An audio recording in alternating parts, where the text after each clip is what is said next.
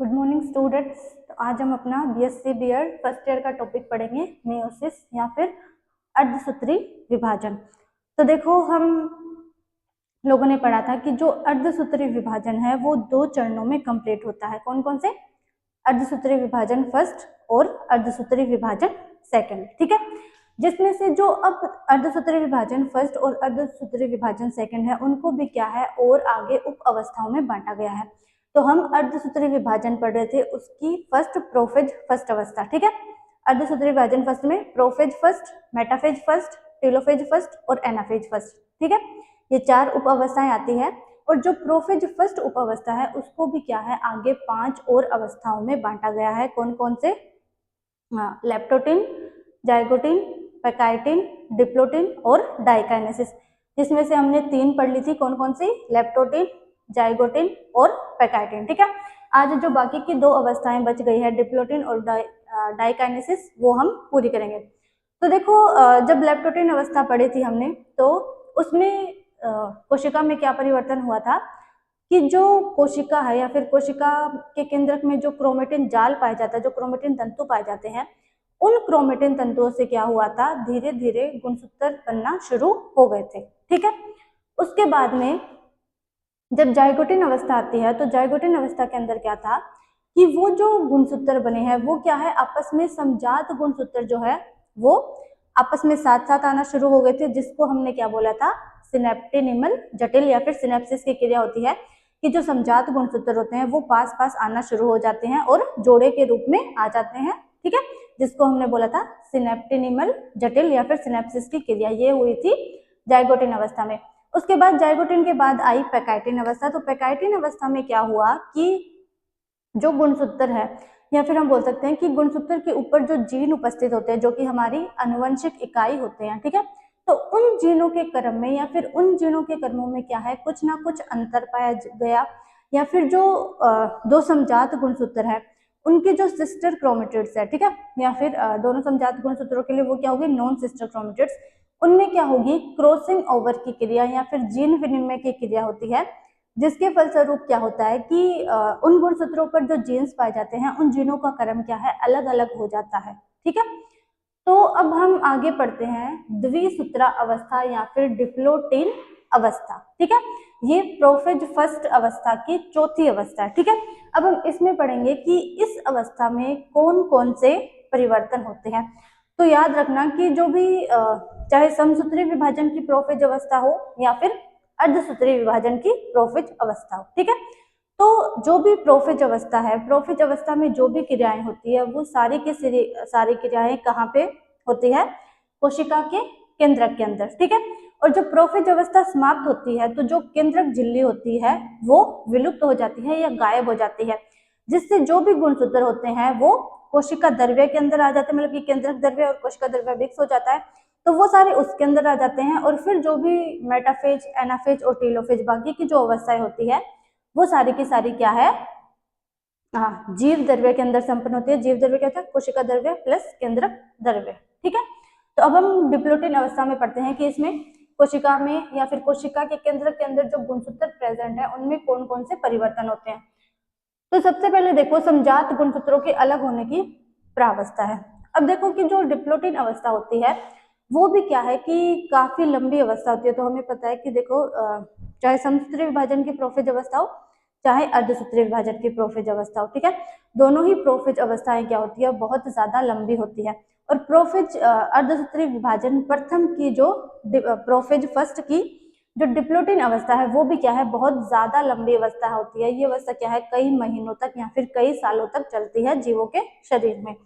अब देखो कि जाइगोटिन अवस्था में जो समजात गुणसूत्र बने थे, ठीक है, या फिर जो सिनेप्टिनिमल कॉम्प्लेक्स बना था जब समजात गुणसूत्र पास पास आए थे, तो वो प्रक्रिया क्या है, डिप्लोटिन अवस्था के अंदर क्या है, खत्म होने लगती है। मतलब कि जो समजात गुणसूत्र के जोड़े थे वो क्या है, धीरे धीरे अलग होने लगते हैं। ठीक है, अब है इसमें बनती है काइजमेटा या फिर व्युत यासिका। अब देखो, पैकाइटिन में हमने क्या पढ़ा था कि क्रॉसिंग ओवर होता है जीन विनिमय। तो देखो जीन विनिमय किस प्रकार होता है, ये मतलब मान लो गुणसूत्र है, इसको थोड़ा इधर बनाते हैं,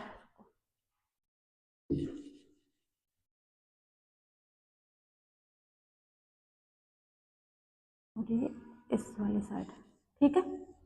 तो जो जीन विनिमय, ठीक है, या फिर जो क्रॉसिंग ओवर की अवस्था थी या फिर जो क्रॉसिंग ओवर की क्रिया थी वो किस प्रकार होती है कि ये जो दोनों नॉन सिस्टर मतलब एक ये गुणसूत्र एक ये गुणसूत्र, इन दोनों को साथ में हम बोलते हैं समजात गुणसूत्र या फिर सिनेप्टेनिमल कॉम्प्लेक्स, ठीक है। अब जो एक गुणसूत्र के ही चारों भुजाएं हैं इनको हम बोलेंगे सिस्टर क्रोमेटिड्स, ठीक है। और अलग अलग गुणसूत्रों की मतलब मान लो ये वाली भुजा और ये वाली भुजा, तो इन दोनों भुजाओं को हम बोलते हैं नॉन सिस्टर क्रोमेटिड्स, ठीक है। अब क्रॉसिंग ओवर की प्रक्रिया में क्या था कि जो ये नॉन सिस्टर क्रोमेटिड्स है ये क्या करती है आपस में चिपक जाती है या फिर एक दूसरे के साथ क्या है उलझ जाती है, जिसके कारण क्या होता है कि जो ये गुणसूत्र है उनमें बहुत ज्यादा खिंचाव उत्पन्न हो जाता है और गुणसूत्र की ये जो भुजाएं हैं ये क्या होगी कुछ खंडों में या फिर कुछ टुकड़ों में टूट जाएगी जहां पे बहुत ज्यादा दबाव उत्पन्न हुआ था, ठीक है। अब टूटने के बाद क्या होगा, जैसे देखो ये इस प्रकार मतलब मान लो आपस में जुड़ी हुई है, ठीक है, आपस में खींची हुई है, एक दूसरे से उलझी हुई है, तो यहाँ पे जब बहुत ज्यादा दबाव पड़ेगा तो इस गुणसूत्र का ये वाला पार्ट इतना पार्ट अलग हो गया, मतलब मान लो इस प्रकार है ये गुणसूत्र इस प्रकार, ठीक है। तो ये वाला गुणसूत्र भी क्या होगा नीचे वाला ये क्रोमेटिड भी क्या होगी तीन खंडों में विभाजित हो जाएगी और ये वाली क्रोमेटिड भी क्या है इस प्रकार तीन खंडों के अंदर विभाजित हो गई, ठीक है। अब विभाजन के बाद जब ये क्रोमेटिड्स है सिस्टर क्रोमेटिड्स या फिर नॉन सिस्टर क्रोमेटिड्स जब दोबारा से गुणसूत्र के साथ जुड़ते हैं या फिर ये खंड जब वापस से जुड़ेंगे एक दूसरे के साथ तो क्या होगा कि ये वाली जो संरचना है, ठीक है, वो इस वाले गुणसूत्र के साथ जुड़ जाएगी और इस वाले गुणसूत्र के कुछ जिन इस वाले गुणसूत्र पे आ जाएंगे, तो देखो ये संरचना किस प्रकार हो जाएगी इस प्रकार, देखो। अब इसमें देखो ये क्या है अलग अलग गुणसूत्रों के क्रोमेटिड्स है, मतलब कि ये नॉन सिस्टर क्रोमेटिड है, तो इस गुणसूत्र या फिर इस क्रोमेटिड पे इस भाग पे जो जीन पाए गए थे वो जीन क्या है इस वाले गुणसूत्र पे आ जाएंगे और इस वाले भाग पे जो जीन पाए गए थे वो क्या है इस वाले गुणसूत्र पे आ जाएंगे, ठीक है। इसी प्रक्रिया को हम क्या बोलते हैं क्रॉसिंग ओवर, की गुणसूत्रों में क्या है जीनों का क्रम चेंज हो जाता है, ठीक है। अब ये वापस से जुड़ेंगे तो इस प्रकार हो जाएगा, ठीक है। अब जैसे मतलब मान लो यही वाले गुणसूत्र को बना लेते हैं इस प्रकार की संरचना इसमें, तो इसमें क्या हुआ कि इस गुणसूत्र के कुछ जीन्स इस वाले पे आ गए और इसके कुछ जीन्स क्या है इस वाले पे चले गए, ठीक है। अब देखो जैसे कि ये वाली संरचना हो गई, ठीक है,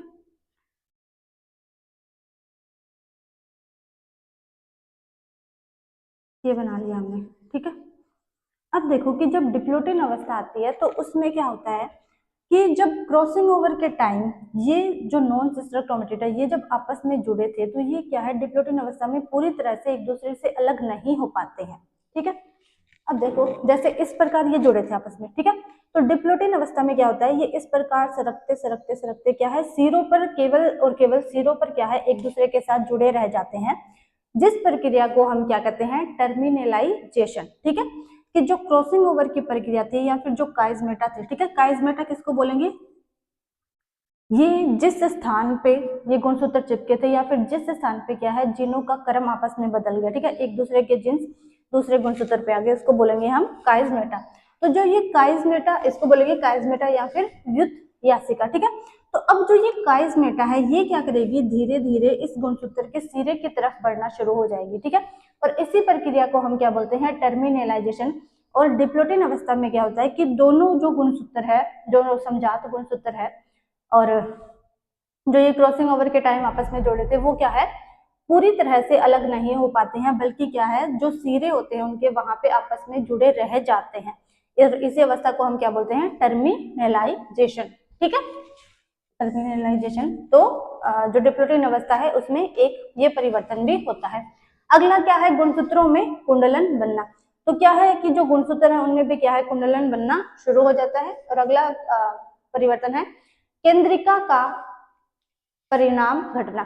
तो देखो जैसे जैसे प्रोफेज फर्स्ट अवस्था समाप्त हो जाती है केंद्रिका भी क्या है विलुप्त हो जाती है और डिप्लोटिन अवस्था में क्या आएगा कि जो केंद्रिका है उसका परिणाम या फिर उसकी जो आकार है हाँ, उसका जो आकार है वो क्या है, धीरे धीरे कम होना शुरू हो जाएगा, धीरे धीरे घटना शुरू हो जाएगा। और जब डाइकाइनेसिस अवस्था आएगी या फिर जब प्रोफेज फर्स्ट अवस्था समाप्त होगी तब तक क्या है, केंद्रिका पूरी तरह से विलुप्त हो जाती है। तो अब देखो कि इसका डायग्राम भी बना लेते हैं डिप्लोटिन अवस्था का। तो ये देखो, ये क्या थे हमारे तारकाय, ठीक है, और दूसरा तारकाय धीरे धीरे क्या होता है, सिरे की तरफ बढ़ना शुरू हो जाता है, ठीक है। और यहाँ पे जो केंद्रिका होती है उसका जो परिणाम है या फिर उसका जो आकार है वो कम हो गया। और अब जो गुणसूत्र है वो देखो, वो क्या करेंगे, केवल और केवल सिरे की तरफ, ठीक है, केवल और केवल सिरे की तरफ क्या है, एक दूसरे से चिपके हुए पाए जाएंगे या फिर एक दूसरे से जुड़े हुए पाए जाएंगे, ठीक है। ये इसका ये बना गया प्रकार, ठीक है, इस प्रकार ही ये वाला भी हो जाएगा, ये नीचे, ठीक है। तो ये अवस्था होती है गुणसूत्रों की डिप्लोटिन अवस्था में। अब डिप्लोटिन अवस्था के बाद में आती है डाइकाइनेसिस अवस्था या फिर इसको हम क्या बोलते हैं, पारगतिक्रम अवस्था भी बोलते हैं, ठीक है। अब इस अवस्था में पढ़ते हैं कि गुणसूत्रों में कौन कौन से चेंजेस होते हैं। तो देखो, इस अवस्था में पढ़े कौन कौन से चेंजेस होंगे। सबसे पहले देखो क्या होता है, गुणसूत्र अत्यधिक छोटे एवं मोटे हो जाते हैं, ठीक है। तो जो डाइकाइनेसिस अवस्था है उसमें क्या है कि गुणसूत्र क्या हो जाते हैं, बहुत ज्यादा आकृति में छोटे हो जाते हैं। और छोटे होने के कारण क्या है कि उनकी जो चौड़ाई है वो ज्यादा दिखाई देने लगती है और इसी कारण गुणसूत्र क्या है, मोटे दिखाई देने लगते हैं, ठीक है। तो जब प्रोफेज फर्स्ट अवस्था का अंत आता है या फिर जब प्रोफेज अवस्था की लास्ट अवस्था डाइकाइनेसिस आती है तो उसमें क्या होता है, जो गुणसूत्रों की आकृति है तो गुणसूत्र छोटे हो जाते हैं और मोटे दिखाई देने लगते हैं, छोटे दिखाई देने के कारण। अगला है केंद्रक कला की ओर व्यवस्थित। तो देखो डिप्लोटिन अवस्था में क्या था, डिप्लोटिन अवस्था तक जो गुणसूत्र थे वो केंद्रक के बीच में स्थित होते हैं, ठीक है। और जैसे ही डिप्लोटिन अवस्था खत्म होती है और डाइकाइनेसिस अवस्था शुरू होती है तो उसमें क्या होता है कि जो गुणसूत्र होते हैं वो धीरे धीरे क्या करते हैं, केंद्रक झिल्ली की तरफ या फिर केंद्रक कला की ओर जाना स्टार्ट हो जाते हैं या फिर केंद्रक कला की तरफ व्यवस्थित हो जाते हैं, ठीक है। अगला है केंद्रिका विलुप्त। तो केंद्रिका डिप्लोटिन अवस्था में क्या था, केंद्रिका का परिणाम छोटा हो गया या फिर उसका आकार छोटा हो गया और आकार छोटा होते होते वो क्या है, डाइकाइनेसिस अवस्था में विलुप्त हो जाती है, ठीक है। अगला क्या है, केंद्रक झिल्ली खंडों में टूटकर अदृश्य हो जाती है। तो प्रोफेज फर्स्ट अवस्था जब समाप्ति पे होती है तो क्या होता है कि एक तो केंद्रिका विलुप्त हो जाती है, दूसरी जो केंद्रक झिल्ली होती है वो भी टुकड़ों में टूटकर क्या है, धीरे धीरे विलुप्त हो जाती है, जिसके कारण जो केंद्रक द्रव्य है और कोशिका द्रव्य है वो मिक्स हो जाता है और जीव द्रव्य बनाता है। और जो बाकी की अवस्था बचेगी, जो मेटाफेज, एनाफेज और टेलोफेज, वो तीनों की तीनों अवस्थाएं कहाँ संपन्न होती है, उस जीव द्रव्य के अंदर, ठीक है। अगला है तर्कु तंतु दृष्टिगत होने लगते हैं, मतलब कि जो तारकाय है वो दोनों तारकाय क्या है, ध्रुवों की तरफ गति करने लगते हैं, जिसके कारण क्या है, जो ध्रुवों की स्थिति होती है वो भी स्पष्ट रूप से दिखाई देने लगती है, फिर स्पष्ट होने लगती है कि जो दोनों ध्रुव है वो कौन कौन सी दिशाओं में है, ठीक है। और जब तारकाय ध्रुवों की तरफ जाने लगते हैं तो तारकाय क्या है, धीरे धीरे अपने बीच में तर्कु तंतुओं का भी निर्माण शुरू कर देते हैं, तो जिसके कारण जो तर्कु तंतु बनते हैं वो भी क्या है, हमें दिखाई देने शुरू हो जाते हैं, ठीक है। अब देखो कि डाइकाइनेसिस की डायग्राम बनाते हैं। तो ये देखो, ये हो गई कोशिका झिल्ली, ठीक है। और केंद्रक झिल्ली क्या है, खंडों में टूट गई है और धीरे धीरे विलुप्त होने की कगार पे है। तो ये देखो, ये हम बनाते हैं केंद्रक झिल्ली जो कि क्या है, खंडों के अंदर टूट चुकी है डाइकाइनेसिस अवस्था में। और जब डाइकाइनेसिस अवस्था समाप्त होगी और जैसे ही मेटाफेज अवस्था शुरू होगी तो उस टाइम क्या होगा, ये केंद्रक झिल्ली पूरी तरह से विलुप्त हो जाती है, ठीक है। और जो गुणसूत्र है वो क्या है, छोटे और मोटे दिखाई देने लगते हैं। अब देखो डिप्लोटिन में क्या था, ये सिरों पर आपस में जुड़े हुए थे, लेकिन जैसे ही डिप्लोटिन अवस्था समाप्त होगी और डाइकाइनेसिस अवस्था शुरू होगी तो उसमें क्या है, सिरों पे भी क्या है, ये नहीं जुड़े, मतलब कि सिरों से जो ये जुड़े हुए थे वो भी क्या है, हट जाएंगे, ठीक है। मतलब कि सिरों की तरफ भी जो काइजमेटा था वो हट गया और ये क्या है, अब अलग अलग हो जाते हैं, ठीक है, इस प्रकार। और जीनों का स्थानांतरण तो क्या है, इनमें हो ही गया है, ठीक है। इस प्रकार। केंद्रिका भी क्या है, धीरे धीरे विलुप्त होने लग गई है। और जो तारककाएं हैं वो क्या है, धीरे धीरे ध्रुवों की तरफ बढ़ना शुरू हो जाएंगे। और तारकाएं जो तरकु तंतु बनाते हैं वो भी क्या है, धीरे धीरे दृष्टिगत होने लगते हैं या फिर दिखाई देने लगते हैं। ठीक है, ये हो गई आपकी प्रोफेज फर्स्ट अवस्था पूरी की पूरी खत्म। ठीक है, जिसमें हमने प्रोफेज फर्स्ट अवस्था की जो 5 उपावस्थाएं भी है, लेप्टोटीन, जाइगोटीन, पैकाइटिन, डिप्लोटीन और डाइकाइनेसिस, वो भी हमने आज अच्छी तरह से पढ़ लिया। ठीक है, अब कल हम पढ़ेंगे प्रोफेज के बाद जो मेटाफेज अवस्था आती है उसके बारे में। अब देखो कि एक और बात कि जो क्रॉसिंग ओवर होता है किसमें होता है, पैकाइटिन अवस्था में। ठीक है, याद रखना, बहुत बार क्वेश्चन भी पूछा जाता है कि क्रॉसिंग ओवर अर्धसूत्री विभाजन की कौन सी अवस्था में पाया जाता है, तो कौन सी, प्रोफेज फर्स्ट की पैकाइटिन अवस्था में। ठीक है, और जो सिनेप्टोनिमल कॉम्प्लेक्स बनता है वो किसमें होता है, जाइगोटिन जो अवस्था होती है उसमें।